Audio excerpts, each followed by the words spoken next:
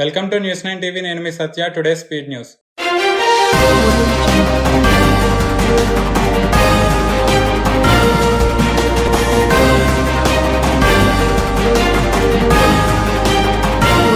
Space మరియు Tesla యొక్క billionaire CEO Elon Musk కొనసాగుతున్న వాతావరణ మార్పుల సంక్షోభాన్ని ఎదుర్కోవడానికి కార్బన్ డయాక్సైడ్ల పన్నును ప్రతిపాదించారు. మాస్క్ బుధవారం ఎక్స్ లో ఒక పోస్ట్ లో మాట్లాడుతూ CO2 పన్ను సరిగ్గా విధించినట్లయితే వేగంగా పెరుగుతున్న CO2 స్థాయిల సమస్యలను పరిష్కరించడంలో చాలా పరపతిని అందిస్తుందన్నారు.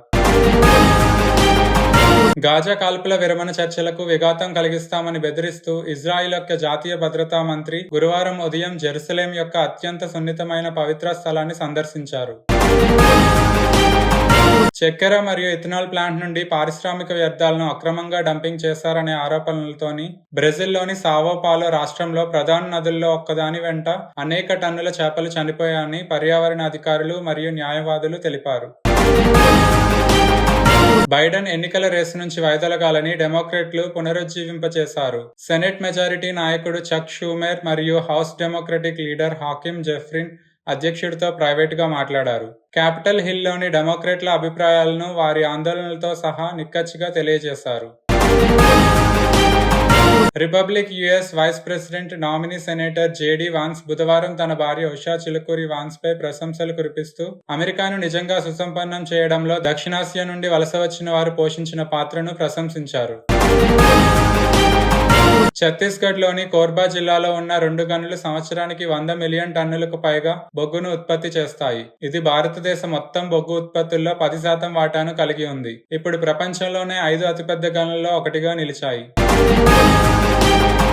మరాఠా యోధుడు శివాజీ ఉపయోగించిన వాగ్నక్ పులిగోళ్లు లండన్ నుండి తిరిగి తీసుకురాబడింది మరియు మహారాష్ట్రలో సతారా జిల్లాలో శుక్రవారం నుండి ప్రదర్శనకు ఉంచబడుతుంది. వాగ్ముఖ్ యొక్క ప్రామాణికతను ప్రఖ్యాత చరిత్రకారుడు ఇంద్రజిత్ సావంత్ ప్రశ్నించడంతో ఎంతో ఆసక్తిగా ఎదురుచూస్తున్న బహిరంగ వేడుకకు ముందు తాజా వివాదం చెలరేగింది.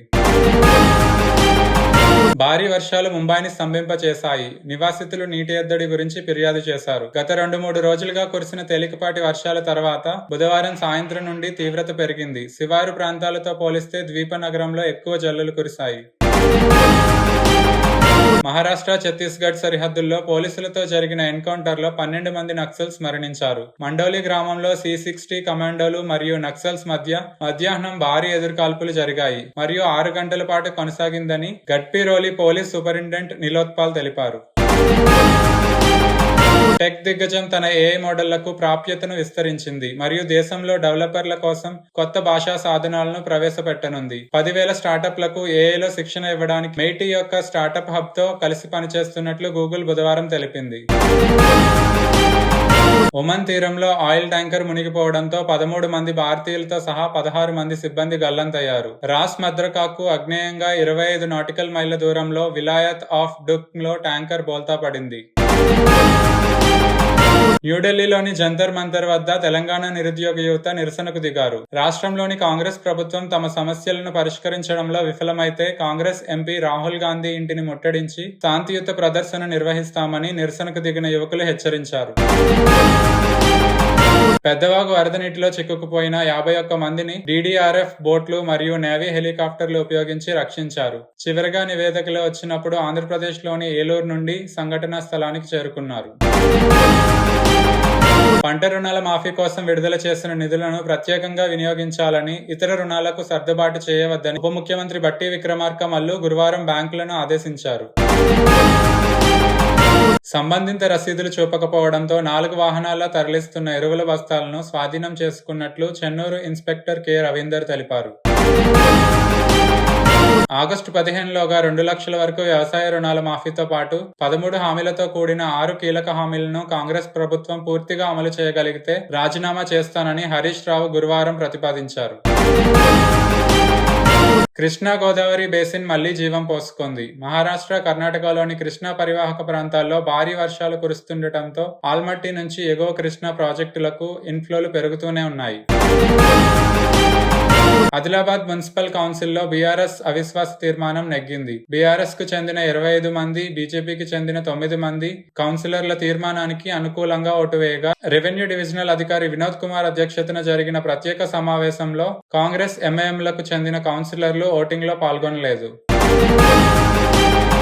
మైనర్ పై జరుగుతున్న దారుణమైన నేరాలు ఆంధ్రప్రదేశ్ ను కుదిపేస్తున్నాయి. ఈ నెలలో ఆంధ్రప్రదేశ్ అంతటా వేర్వేరు సంఘటనల్లో కనీసం 4 మైనర్ బాలికలు అత్యాచారం మరియు హత్యకు గురయ్యారు. నాగార్జున సాగర్ లో నీటి లభ్యత మొత్తం 9.9 టీఎంసీల కంటే తక్కువగా ఉన్నందున ఇండెంట్ ను తీర్చడానికి శ్రీశైలం ప్రాజెక్టు నుండి నీటిని తీసుకురావాలని కేఆర్ఎంబీ నిర్ణయించింది.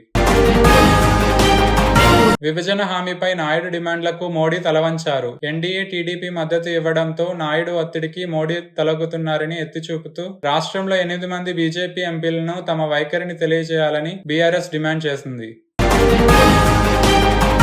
మైసూర్ మహారాజు జన్మ నక్షత్రమైన ఉత్తర భాద్ర నక్షత్రం సందర్భంగా జూలై 24న తిరుమల తిరుపతి దేవస్థానం 300 ఏళ్ల సాంప్రదాయ పల్లవోత్సవాన్ని నిర్వహించనుంది.